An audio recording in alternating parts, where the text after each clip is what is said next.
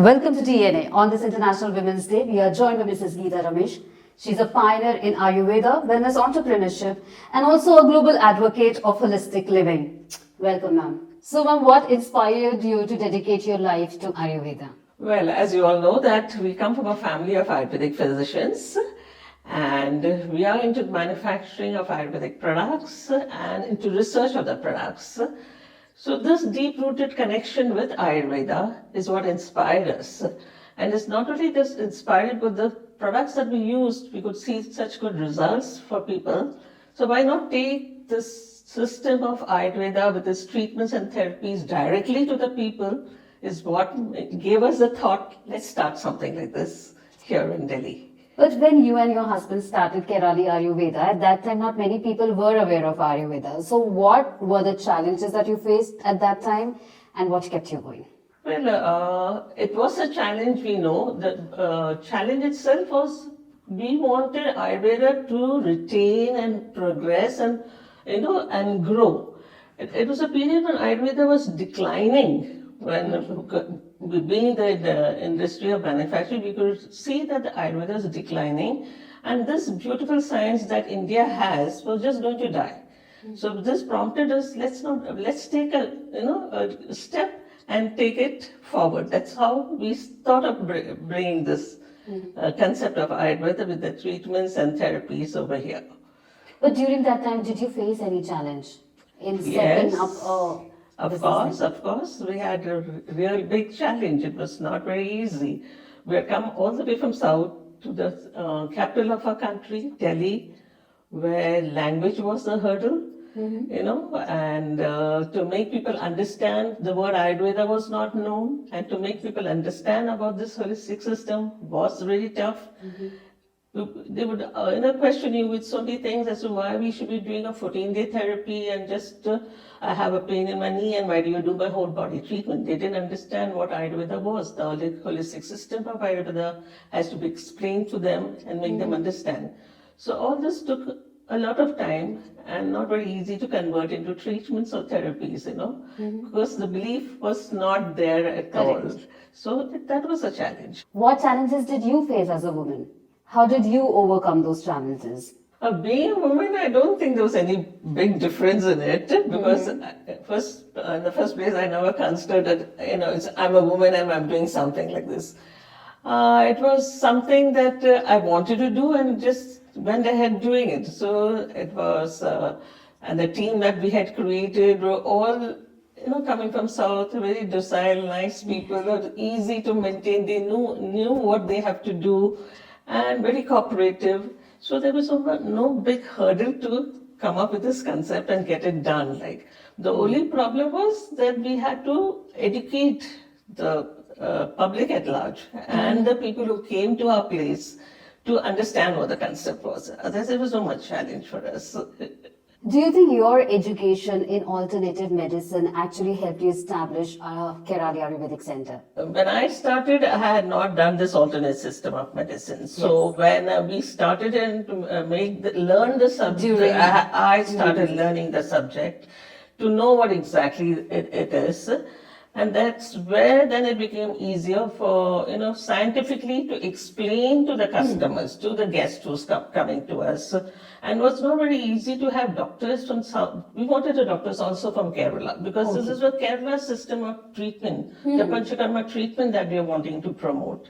And only Kerala people understood this Panchakarma. This was never known in this part of the country at all. But the language, as I said, was a barrier. They could never speak Hindi nor English, so it was very, very difficult to make a customer understand what this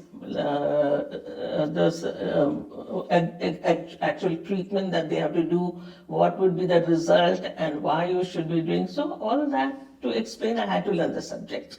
And then it became more easier, and then people could understand, and then that's how we progressed from slowly and steadily. What key Ayurvedic principles would you recommend to women out there? See, as you know, principles of Ayurveda, first of all, it teaches you prevention. There's no science in this world that teaches you prevention. It only treats you when you're sick. Whereas Ayurveda is a science that emphasizes more on the preventive aspect. And so every woman should learn to nurture herself, prevent herself from falling sick, be proud that she's a woman and take care of herself, because when she's healing herself, the world gets healed. People around you is healing. You take more care of people when you're healthy. So the concept of Ayurveda, the principle of Ayurveda that prevent yourself from falling sick is the first thing that every woman should be adapting. For that, they have to do their routines, everyday routine, do the dinacharyas, do the ritucharya, and constantly do your daily work every day at the same time. That's where the routine comes into place. Yes. So this concept, every woman should be know, because now it's become quite famous. This dinacharyas and ritucharyas become quite famous. Everybody who talks about Ayurveda now knows about it. But when we started, nobody knew what Ayurveda was. So this principle of Ayurveda, every woman, if they keep in mind, I think they can live healthy and they can promote healthy bodies. For women balancing family expectations and have professional growth in their career to look at, what would be your advice? See, if you want to do something and you are, what you say, you are very sure that you want to do it and it should succeed. You build yourself internally first strong and keep yourself strong and be sure of what you want to do, and you will chalk out a plan accordingly. You know you have a family, you know you have children. Only thing that your family should be supportive. That's that point. Yeah, that's very, very important. If they are not supportive, then nothing goes ahead. So that is a very important point. But when you know your family is supportive, which I was very, lucky on that front. My husband was very supportive. My children were equally supportive. They did whatever they had to do. They know mommy is busy, so but they know whatever is told, they have to follow it. So that was very nice of them.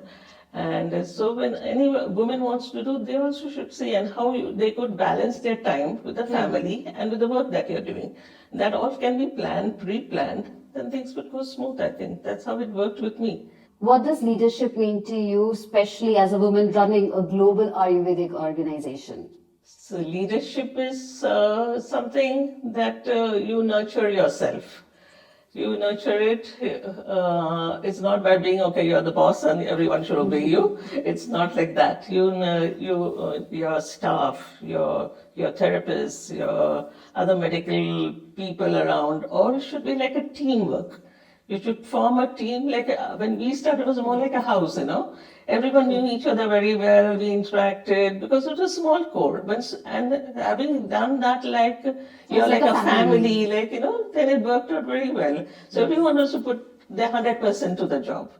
Nobody bothers, okay, it is now 6 o'clock, I have to run. No, they will wait till the work is over, complete the job thoroughly and with so much of passion. That is very important. Dedication and passion, all that just automatically comes when you are very,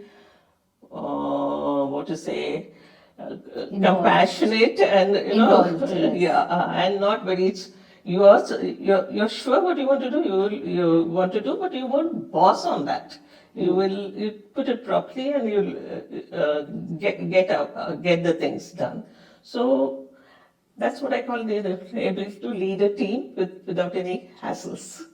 You have so many centers around the world and Kairali is a credible brand. But what would be your biggest achievement? I would say my promoting of Ayurveda, and I feel very happy about it, is, first of all, it is Indian, 100% Indian. So I'm very proud to say that's something that India has, and which I said was dying. I was able to promote, bring it to the forefront, bring it to this level where now everyone looks upon it as a real science that really helps benefits mankind. It's not something a trend, it's a lifestyle, it is a science that benefits mankind and it will go forward. So that makes me very happy. Plus people that who has come to us and seeing the observation of this many years of our work, we could see how much benefit we have been giving people. People who are coming from abroad, they come on a wheelchair and they go back on their walking.